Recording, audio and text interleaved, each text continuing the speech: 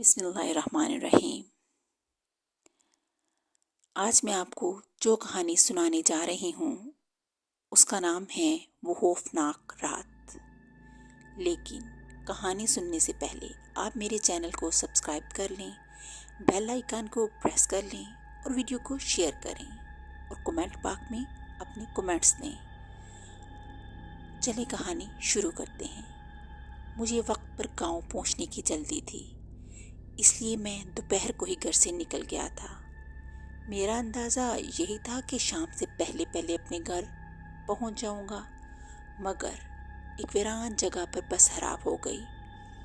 پہلے تو ڈرائیور اور اس کا مددگار خود ہی بس میں ہونے والی خرابی کو ٹھیک کرنے کی کوشش کرتے رہے، مگر جب ان سے خرابی دور نہ ہوئی تو ڈرائیور نے اپنے مددگار کو کسی مکینک کو بلانے کے لیے قریبی قصبے کی طرف بھیجا۔ مکینک کے آنے کے بعد بس کے ٹھیک ہوتے ہوئے شام ہو گئی۔ جب میں اپنی منزل پر پہنچا تو رات کا اندھیرا گہرا ہو گیا تھا۔ گاؤں تک پہنچنے کے لیے مجھے ایک کچے راستے پر چلنا تھا۔ اس راستے پر ابھی مجھے 3 کلومیٹر پیدل سفر کرنا تھا۔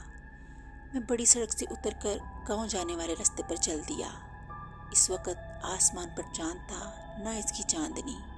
ستاروں کی ٹمٹماتی روشنی نے ماحول کو خوفناک اور پراسرار بنا دیا تھا۔ رات کے سناٹے میں اکیلے سفر کا یہ میرا پہلا اتفاق تھا۔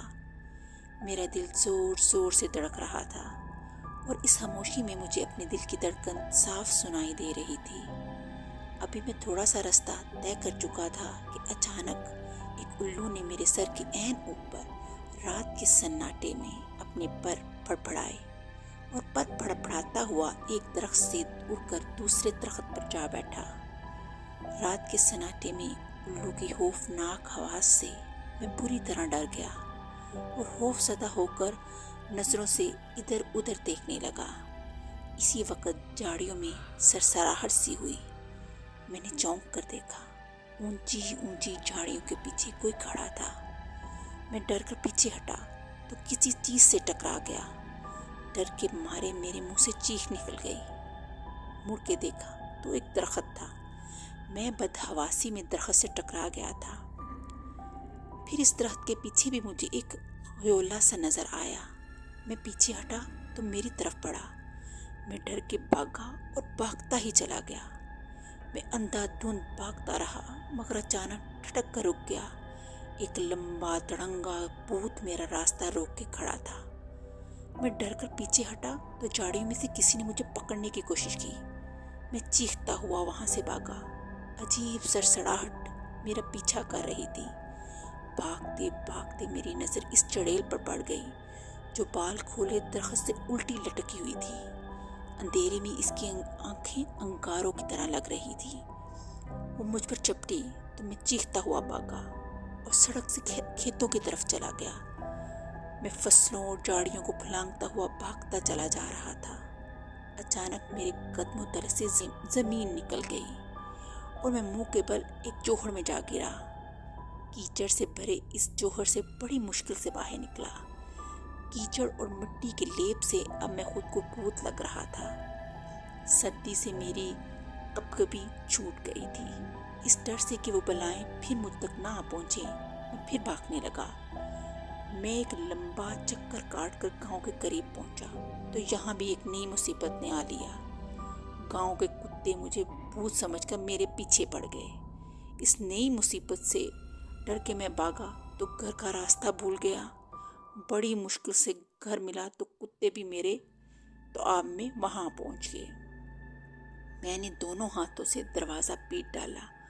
کون ہے کون ہے؟ اندر سے آواز آئی۔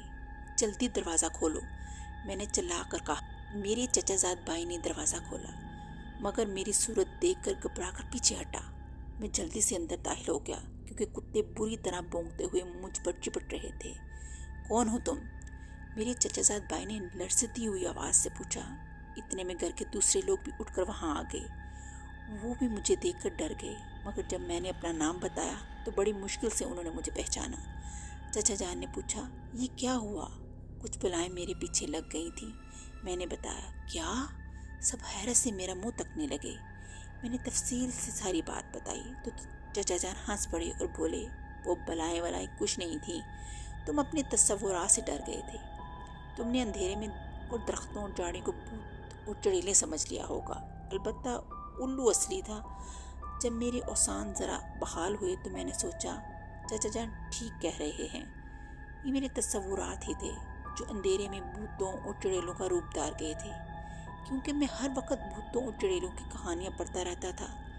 انہی خیالوں بھوتوں اور چڑیلوں نے آج مجھ پر سچ مچ حملہ کر دیا تھا۔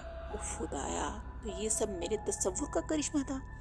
میں نے سر تھام کر کہا، اور پھر آرام سے نہا دھو کر سو گیا۔ بتائیں کہ آپ کو یہ کہانی کیسی لگی؟ کمنٹ باکس میں اپنے خیالات کا اظہار کریں۔ اللہ حافظ۔